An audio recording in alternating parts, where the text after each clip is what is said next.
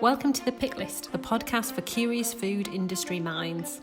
Every week, we bring you our pick of articles from the world of food and grocery retail and explore what they tell us about how our food industry is changing in these extraordinary times. We chat about the major news from nationals and big trade titles, but we also love unearthing gems from niche publications and sharing brilliant, quirky food stories that change the way we think about the food we eat and produce. I'm Julia Glotz. And I'm Laura Ryan. It's great to have you with us. Let's start the show.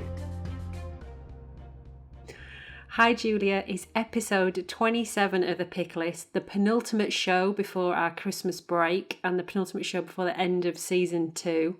How has your week been? No pressure. No pressure indeed. That's definitely what I took to heart this week. I actually took a little bit of time off. We were supposed to go on a mini break to Scotland, which sadly didn't happen because of various lockdown restrictions. But I decided to take the time off anyway, which is much needed. And yeah, I know it's close to Christmas, but still, I needed that break. So fully recharged and refreshed and ready to see out season 2. What have you been up to? A whole 2 days off you've taken, so but it's very important for huge consultants break. huge break for you to take a tiny bit of time off. For me, I'm still working on my strategic marketing project, which I'm really excited about for one of the processes in the food industry. So I've got another week to go on that, and I'm absolutely loving it. Tell me about the show this week. We've got a fantastic guest, and I had to really curb my enthusiasm, didn't I? I had to keep myself calm. Yeah, I think you're doing a right job. I mean, you were fangirling quite hard. Yes, we're joined by Bryan Roberts of Shopping List fame. We discussed some of the fantastic articles and blog posts that Bryan's produced on the show before. But Bryan is a retail analyst, super experienced retail analyst, who has been working on the Tesco shop floor during the pandemic. So he brings a fascinating mixture of insights to all things grocery. He's also just launched a new consultancy business called shopfloorinsights.co.uk. And yeah, he brought some fantastic articles for us to discuss. Should we start the show? Bryan, welcome to the show. Thanks for joining us. A real pleasure to be with you. Why don't you briefly introduce yourself and tell our listeners who you are and how you're connected to food and grocery retail?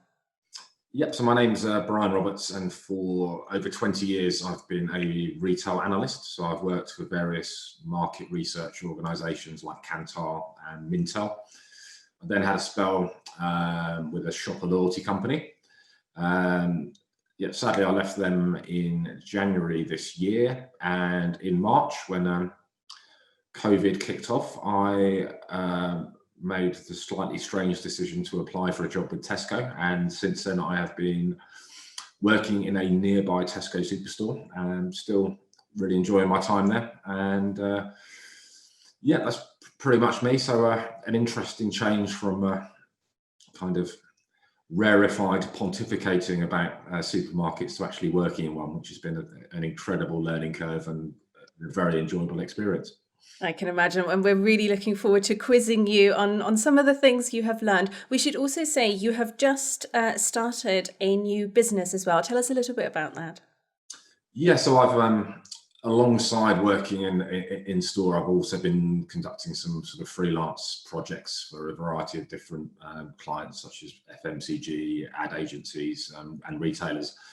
So I thought I'd give it a try in terms of trying to make it kind of sustainable business. Yeah, I've launched a company called Shopfloor Insights, and the website went live today, and yeah, fingers crossed. Brilliant. And we will link to the website in the show notes as well, so listeners who are interested can check that out. Now, let's start with your articles. Tell us all about your first pick for us.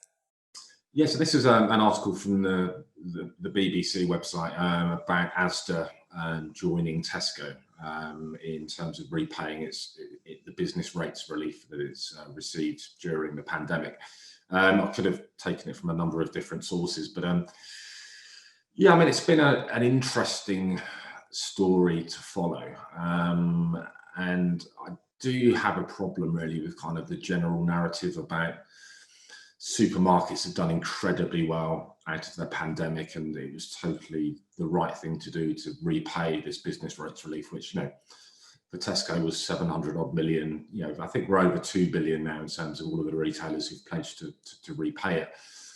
So I get one part of that narrative, which is, sales have risen significantly for all of the food retailers, partly because so-called non-essential retailers have been closed, but also primarily because consumption has shifted from, a lot of out-of-home consumption has then obviously transferred into in-home consumption, which has benefited the supermarket. So on one level, sales are up, really big boom, and happy days on that level. But I think what hasn't really been fully addressed in the narrative is just the sheer level of cost and disruption that all of the supermarkets have gone through, most notably those who've got an e-commerce offering as well, because it's not just the kind of tangible physical costs, so things like perspex screens, hand sanitizer, trolley spray, floor graphics, traffic lights. It's also the huge disruption that the workforce has seen as well. So a number of store managers I've spoken to at its peak were running at around 30 to 35% absenteeism due to self-isolating or people being sick with COVID.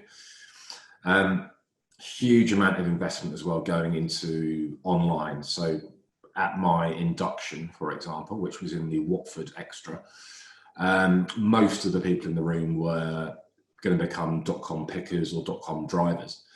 And then there's also been the additional cost of retrofitting in-store picking into a large number of stores that have had in-store picking removed a number of years ago when dark stores first came on stream. So I think the costs of COVID have far outstripped business rates relief, and I think it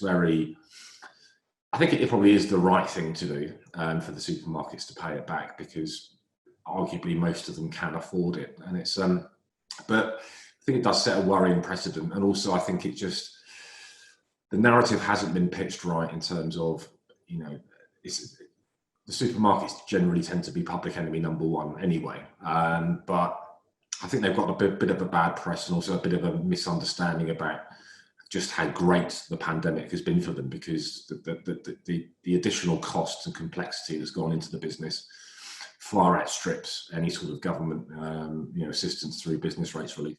And it's been so fascinating to see just how the other supermarkets have been pressured into acting by Tesco on this. As you say, I think there's an interesting story to be told around the rates relief, why it was necessary, or perhaps why it wasn't necessary, and whether it's justified to repay it. And then there's a sort of separate, I think, story here around the dynamics within grocery retail and between the different retailers, and what happens when you have a business like Tesco turn around and go, you know what, £600 million or so, it's fine, we're paying it back. And now everyone else is on the back foot. I mean, it's from a PR and sort of comms perspective, I think it's quite it's a bold move, isn't it? If you're thinking about new CEO as well, going into that Christmas period, Brexit uncertainty still looming to in that climate, I think, to turn around and say, no, actually, we're going to do this. I think that sets the tone as well, doesn't it, within that competitive set? Yeah, I think it was a very courageous move, and I think from a PR point of view, to be first mover on it was a masterstroke. So, fair play to Tesco on that, and fair play to all of the other retailers who followed suit, because, on one level, I think, they didn't ask for business rates relief. It just happened to retail in general. And it does set a dangerous precedent in terms of, going against kind of the legal or financial system that you find yourself in. Yes, it's been an interesting one to watch. And I think in terms of reputation management, fair play to the supermarkets, but they might regret this decision in years to come. I think it's really interesting as well. You mentioned there, Bryan, about the supermarkets being public enemy number one on occasions, because they very much are. And I think consumers generally probably haven't even got the idea of the tip of the iceberg of the cost, as you say, floor graphics, extra staff, perspex screens, all this stuff that just magically happen pretty much instantaneously. They don't really think of the cost of that, maybe. And we, I guess, hear more and more about, isn't it great that producers have done a fantastic job in the supply chain, but I still don't know how much more goodwill these big corporates have when they've done an amazing job. And I'm intrigued to know from you working on the front line now, from colleagues, are they saying anything about, oh, it feels different and people are more grateful because, you know, we're stacking shelves and we can feed our families? Or is it still, you know, your Tesco, so we should be, and it's a corporate faceless organisation? Do you think that paradigm's shifted at all? I think there was a level of warmth towards supermarkets, you know, during the pandemic, and I think, you know, we had probably some examples of totally voluntary positive feedback from customers, which I think is unusual. But, you know, there was a genuine amount of kind of respect and gratitude being expressed from the public, and that's what bothered me a little bit about the coverage of the business rates issue, is that some publications were saying there's this huge public anger and public backlash against business rates relief, and I don't actually think that was true. I don't believe that a significant proportion of shoppers were actually aware of it or cared much about it. So this public anger, I think, was actually journalist anger, and that's kind of, you know, forced the supermarkets into a corner to some extent. So no, it's always intrigued me that, you know, the supermarkets have generally had a bad rap over the years because they're mean to farmers and they're mean to suppliers, and they're, you know, they're not great employers. All this type of kind of cliched stuff. And I think, you know, all of them have pretty much raised their game when it comes to supplier interactions. And, you know, you see from Tesco, for example, their scorecarding from suppliers continues to improve year after year. And there's a lot more collaboration, I think, with, you know, between the big retailers and suppliers. Still some necessary adversarial conversations, I'm sure, when it comes to negotiating around price. And there's obviously some, you know, some quite high profile spats between Tesco and suppliers when they introduced Aldi price matching earlier this year. But I think, you know, there is a public fascination with retail because it's the part of the economy with which you have the most kind of personal interaction, and that, you know, that applies for all retail. Whereas, you know, if you ask members of the public who Diageo is or who Unilever is, they might have some sort of faint idea, but ask them who Tesco or Lidl or Sainsbury's are, and you know, people are very knowledgeable and very opinionated. So no, it's just, you know, it's been interesting that the supermarkets were hailed as key workers and have done a brilliant job, you know, feed the nation and all this type of stuff. And then the moods turned slightly, I think largely led by journalists more than anyone else, in terms of the business rates relief. So I think it's kind of good in a way that by paying it all back, then perhaps they might have a clean bill of health in reputational terms. Julia, what's your first pick this week? So my first pick this week is from Retail Detail, and it's an article titled Kraft Heinz to Deliver Meals All Over Europe.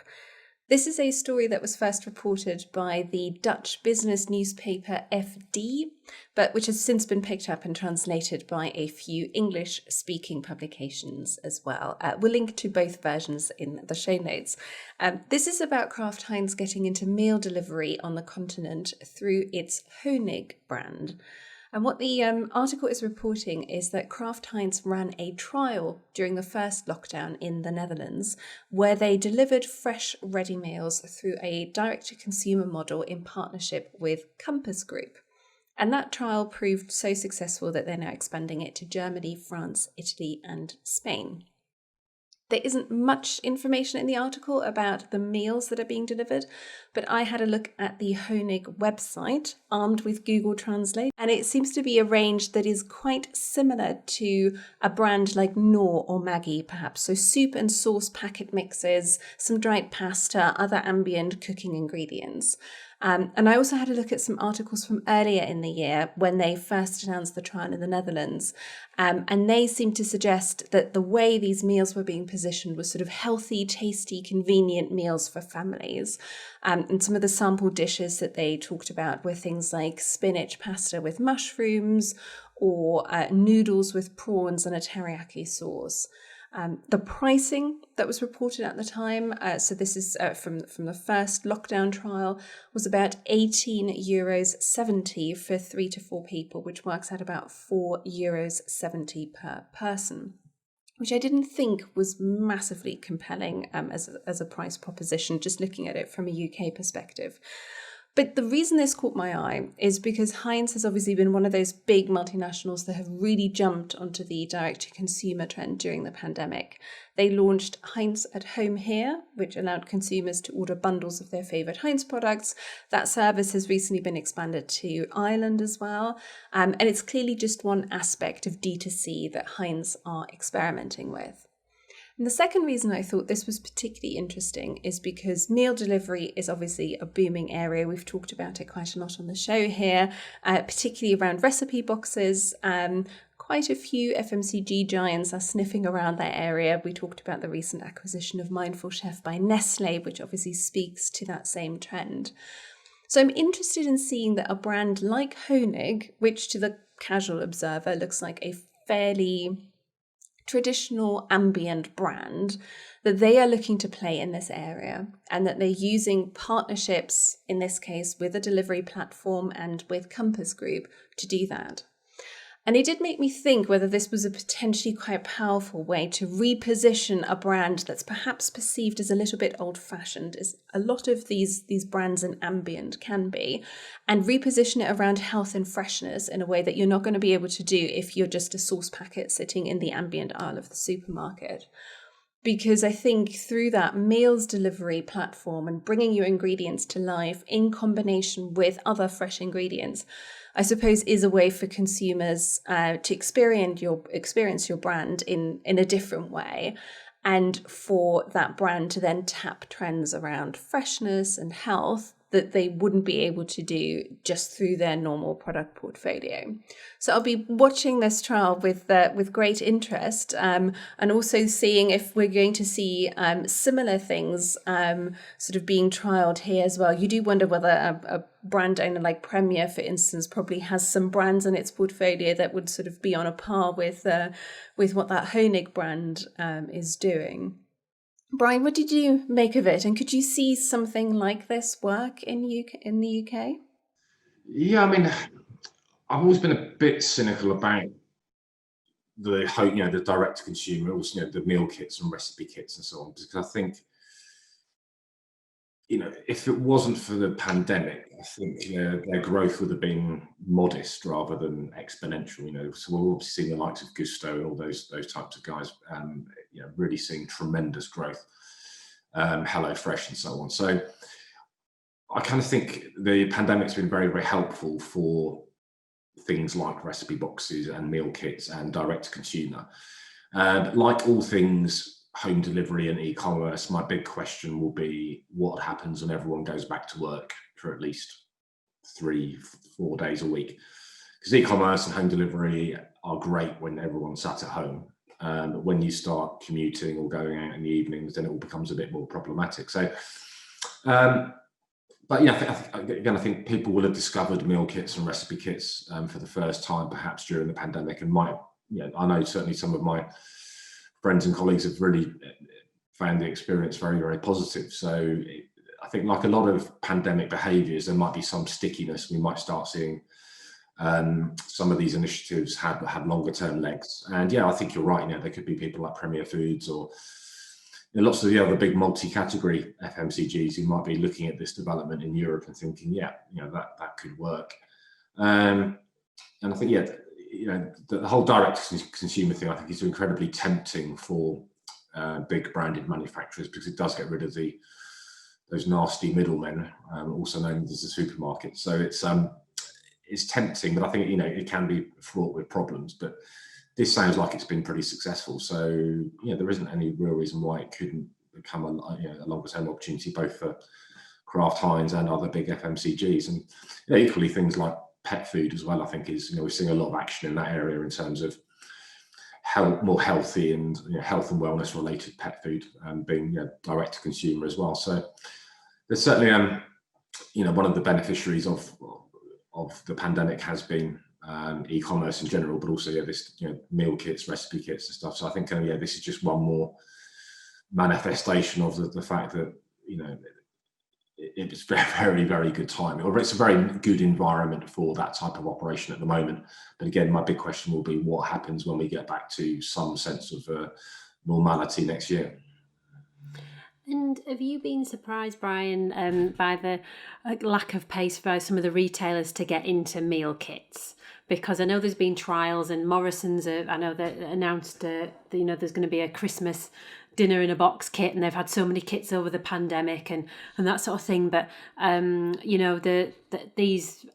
the Gustos, the HelloFreshes of this world are saying, right, we're gunning for the retailers. And I know they're still only small, and as you say, that the catalyst has been the pandemic. Otherwise, it probably would have had a lot slower growth.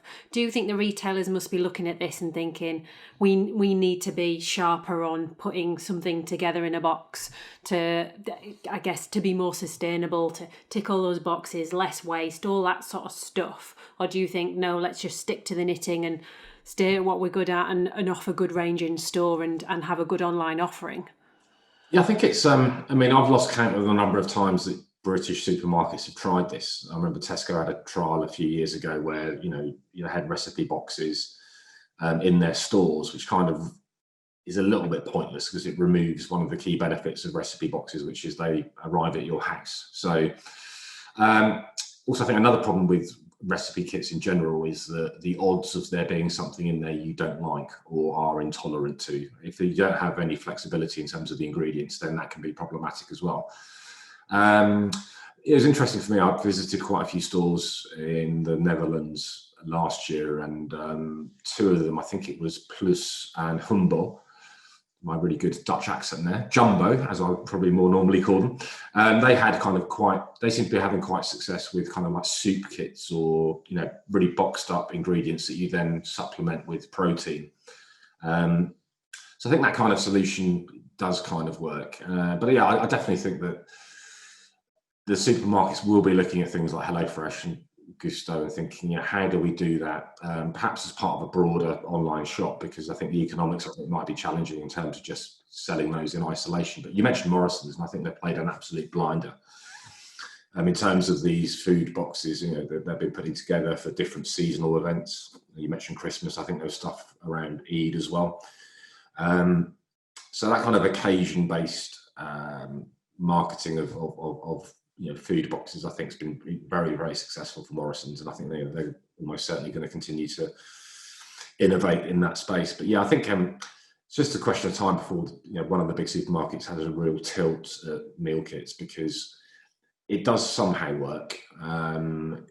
These companies are, although some of the big American recipe box companies have fallen by the wayside, or really failed to generate any sort of profitability. So it's not as easy as it looks. But yeah, I think you're right. Certainly the likes of Tesco, Sainsbury's, Asda will be looking at this and thinking, how do we do that online? Because it clearly has gained a lot of traction over the past 8 or 9 months. Laura, what's your first pick for us? My first pick this week is from Produce Business UK, and it's Waitrose Food and Drink Report unveils unique trends amongst shoppers due to COVID. And I'm mad for John Lewis, and I don't hide it very well on the on pick list. And it's the eagerly awaited annual trend report that Waitrose put out each year in terms of what's happening in terms of our eating and drinking trends. And unsurprisingly, as the headline alludes to, COVID has changed that quite a lot. And the headline within the article talks about the key stat: 25% of shoppers, mainly under 35, have turned to online groceries for the first time, which is absolutely phenomenal. And 60% of them are saying they're going to stick to digital platforms. And you just think, wow, what an absolute shift! 25%, a quarter shift into online that weren't before, and we've seen that in the overall Kantar stats. But the report highlights 10 key areas of change, and there was a couple that I really wanted to pick through and chat about. And the first one is cooking being the new commute, which I really enjoyed, mainly because it's not in my household. Once I've finished on Zoom for the day, I'm not thinking, oh, let's chill out and make a nice 3-course dinner. I'm like raiding the fridge because I'm starving. So it made me feel quite nice that there's people out there that are wanting to relax over the oven or the hob on an evening. And it's quite a lot of people, in fact, 74% of people saying that cooking provides that break between working from home and then relaxing at home as well, and it providing this commute environment, which is really interesting. The report also states that meal planning is on the up, and I guess because the challenge of availability at the beginning of the year through the first lockdown, people had to be more organised, and it was just luxury before. You could throw anything you wanted in your trolley, and maybe you weren't shopping on the frequency that you were before. So 53% of people are saying that they're planning more. And also social media is playing a bigger role, and we've touched on this a few times in the pick list over the last few weeks, but there's been a 25% increase in food mentions on Instagram, which is really interesting as well. And we spoke about TikTok recently too, and I have to say I have now joined TikTok. I still don't know what I'm doing, but following a couple of food accounts to see that actually consumers are wanting more and more inspiration, and we're sat on our phones and cooking more as well as an aside. One of the next things the report talks about is food waste, and I guess that goes in hand with the meal planning, and 91%, particularly of the over 55s, are more conscious about food waste. And seeing more and more of both suppliers and retailers talk about net zero and carbon usage, and this whole waste is huge. So I guess consumers playing a more active role, because we know so much food's wasted in the home, not just within the supply chain, I guess is a good thing. And then it would be remiss of me not to mention the future of British farming. Julie would be disappointed if it wasn't this one I picked, because I was really intrigued by this, mainly because working for levy boards in the past, we would always talk about the importance of country of origin, but data always showed that actually country of origin is about number 5 or number 6 in terms of driving purchasing preference. It's value for money, it's price, it's look and feel, it's the quality of the meat, not necessarily where it's come from. But I guess because there has been so much press around Brexit, the Waitrose report is talking about that 74% of people want to see more food businesses in the UK express their ongoing support for local British producers, and 61% are saying they're worrying that there'll be a rise in factory farm meat coming into the UK if standards are not safeguarded and want this to be prioritised. And we've seen so much, haven't we, from the likes of the NFU in terms of safeguarding standards, and what potentially chlorinated chicken and hormone beef and all that sort of stuff could be imported, and then the different trade advisory groups that have actually been set up can counter against that. But what the Waitrose report is saying, that consumers are concerned, and as a result on Waitrose.com there's been a 450% increase on people searching for British beef, which was a standout figure for me. There's so much to go in there, and I've printed a hard copy off because I'm such a retail geek. I'm going to have a proper good read of it over the next week or so. Brian, what were your takeouts from the report, and was there any surprises in there? Sorry, the other surprise for me was we're not drinking as much alcohol at home. We're all ordering no alcohol booze, which seems crazy, but maybe that's the next meat free. What did you think of the report?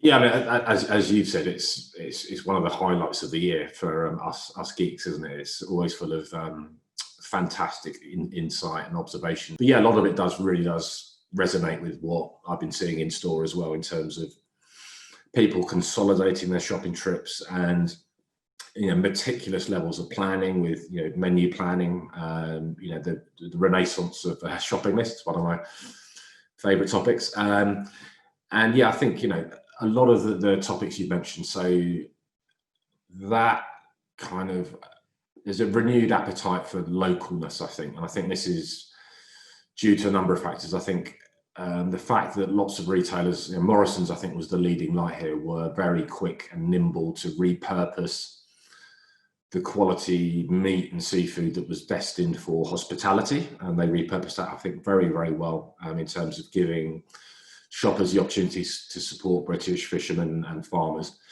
Brexit is obviously on the back of everyone's minds, and the very real possibility now that there might be shortages of imported produce from the continent. I think it was interesting for me working in store to notice that one day the value new potatoes might be British, the next day they might be Israeli, they might be Polish. So certainly the value end of the market, I think the retailers are have been happy to source globally to try and deliver the best value for shoppers. But I think that sense of localness and supporting British producers, I think, will only get more important next year on the back of Brexit as well. Also, because I think a lot of people realise it's the right thing to do in terms of supporting the nation and supporting the local economy. And I think the other sort of Waitrose observations, I think e-commerce definitely is interesting for me is that if you look at data from Kantar pre-COVID, e-commerce was actually plateauing. Everyone who wanted to shop online was shopping online, and everyone who didn't want to wasn't, and it was kind of a little bit flat. Obviously, COVID has changed that, and there's been a huge number of new entrants from a shopper perspective into grocery e-commerce.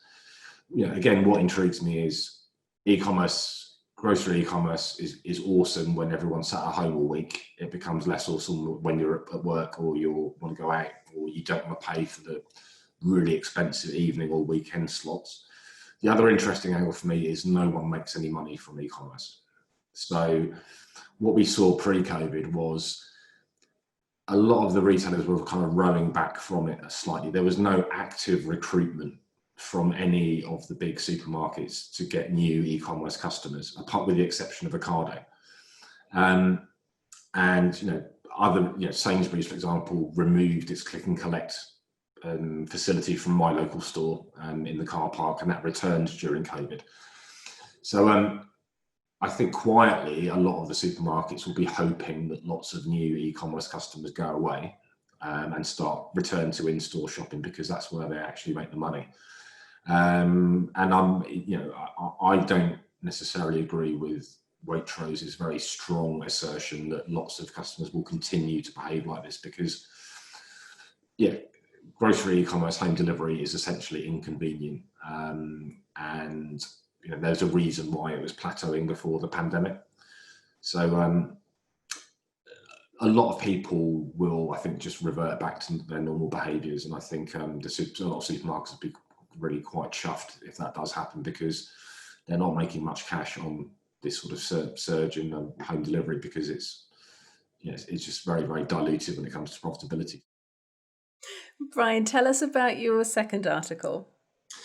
Yeah, so this was from The Guardian, and it's regarding the opening this week of the world's first dedicated charging forecourt for electric vehicles. So it opened on Monday near Braintree in Essex, and it's operated by a company called Gridserve, who are already active in things like solar power generation. And this was, a concept that's been a long time coming, and they anticipate they're going to open over 100 of these locations around the UK. And I think that's interesting in its own right, as the government's recently brought forward the deadline for us to cease manufacturing petrol and diesel vehicles and hopefully move to electric. And I think that obviously has big implications for the supply chain in general. But equally interesting for me, or perhaps more interesting for me, is the retail proposition that was sat alongside this forecourt. So I actually went to visit that location earlier on today. I think the Guardian article had one error in it. I don't know if that's since been corrected, but they were most insistent that the retail proposition included a boots, which is one letter out. It actually includes booths. So as a southerner, I've only been to, I think, 2 booth stores before. One in Ilkley, I think, somewhere like that, or Harrogate or somewhere nice, and one in Manchester. But so this is their southernmost outpost, if you like. And the retail proposition was created by, of all people, W.H. Smith. So Gridserve said to W.H. Smith, "We'd like you to concoct a new retail proposition for us." It's been described as the best of British. So it includes, booths, kind of food area and grocery area, which for me it was very well executed. Fantastic range. Interestingly, it had an e-cover, if that's how you pronounce it, refill station for detergent, which I thought was interesting to see that in such a small kind of environment. It had a kind of standard WH Smith travel offer of news, snacks, confectionery, health and beauty, a Costa coffee, which is again done very, very nicely, and also a gourmet freezer. But it's kind of like a cook, so those kind of upmarket ready frozen ready meals. So overall, while the whole electric vehicle stuff is quite interesting, and obviously the direction of travel, no pun intended, this is among the better kind of roadside retail propositions I've seen in the UK, and I think it's tremendously encouraging that the much maligned WH Smith has created such a compelling retail proposition, and I think it's there's some great craft beers in there. For example, there was fresh meat and poultry. There was fresh, there's cheese. It's actually a really nice little environment. And upstairs was a play area for kids. There was some exercise bikes that help power the charging stations outside, which I thought was quite nice. Yeah, so overall, I think, in general, over my career, you'd think about forecourt retailing as historically quite dreadful, and focused around cigarettes and pornography largely, rather than any sort of compelling gourmet proposition. But I think, the likes of EG Group and the way that they've been developing their forecourts, the way that little Waitrose and Sainsbury's and Tesco have all got involved. I think petrol station retailing or forecourt retailing has enjoyed a real renaissance, and this is just a very, very impressive example of what can be achieved if you bring together the right concepts. And I'm chuffed that you've been today. It's so exciting. And earlier in the week, you posted a piece on social media about the distance from Preston HQ booths down to the Braintree. And as you say, it's a significant distance. So it's over 200 miles, isn't it? I think you're there or thereabouts.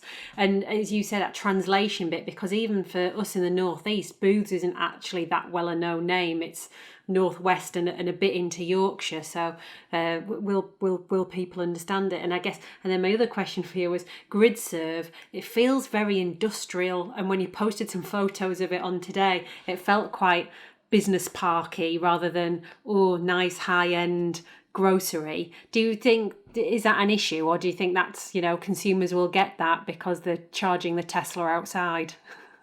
I mean, it's I'm no branding expert, but I think you're right. It does feel slightly utilitarian in terms of the name, and perhaps they could have chosen something a bit more fluffy and kind of emotional, if you like. But I think that's kind of what makes the retail proposition all the more important, is because people are going to be spending, I think, a minimum of 20 minutes with nothing better to do than go shopping or have a coffee or use an exercise bike.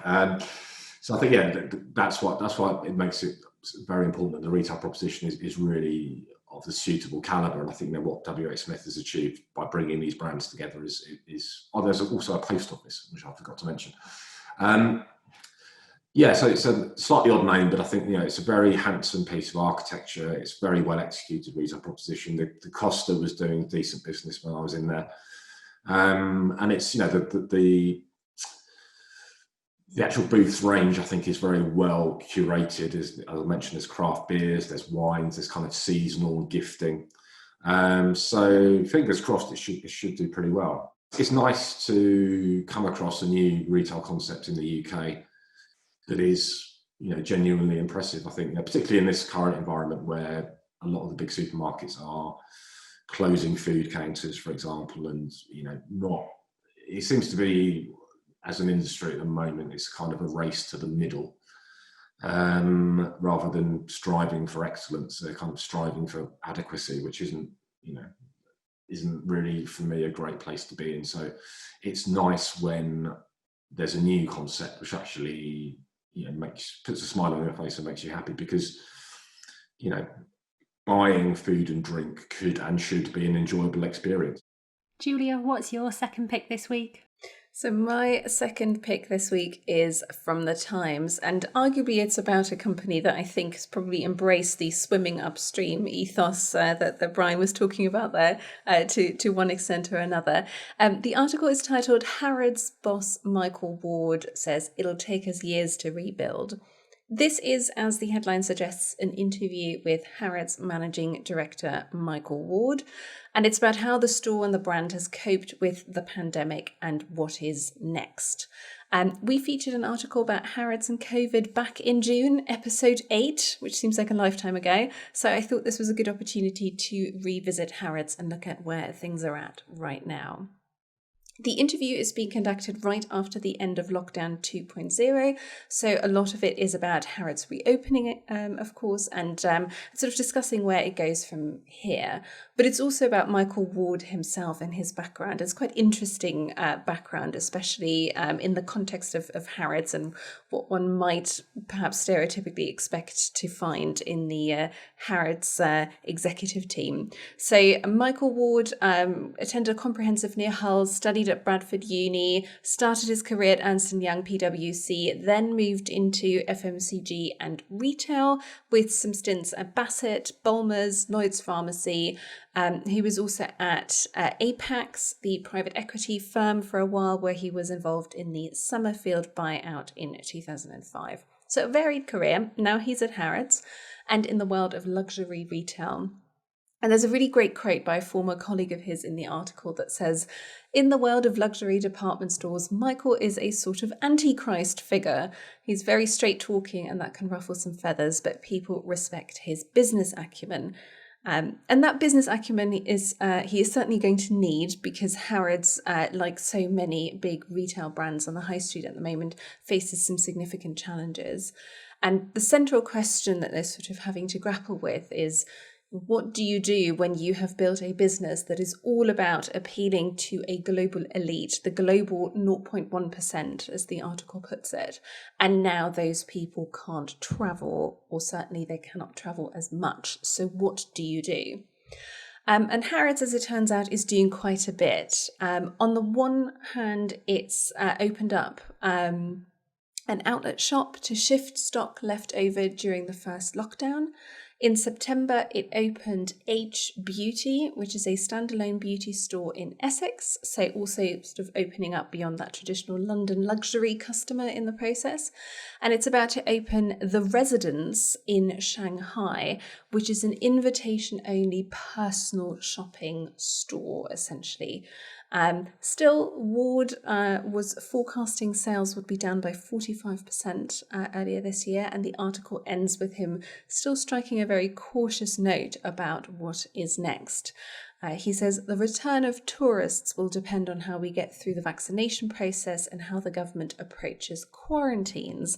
And I think we'll start to build back in the summer," which in early December sounds like a very long time to go still until we're really talking about sort of rebuilding and re-energizing those businesses. But I thought it was particularly interesting to see how they were attempting to compensate for some of the travel restrictions and to also broaden that sort of traditional Harrods proposition, experimenting with some new formats as well.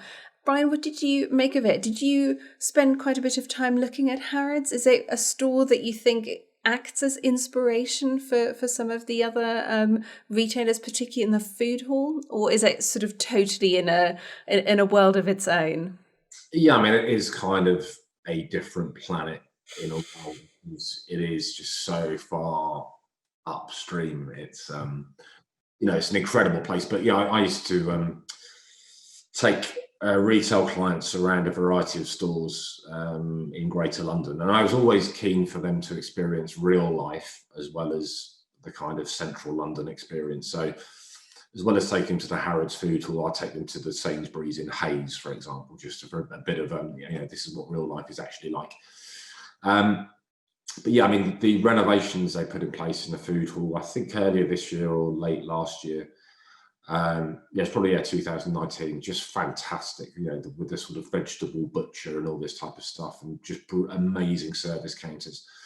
what they were doing around in-store consumption with the different food, restaurant counters and standalone restaurants within the store as well.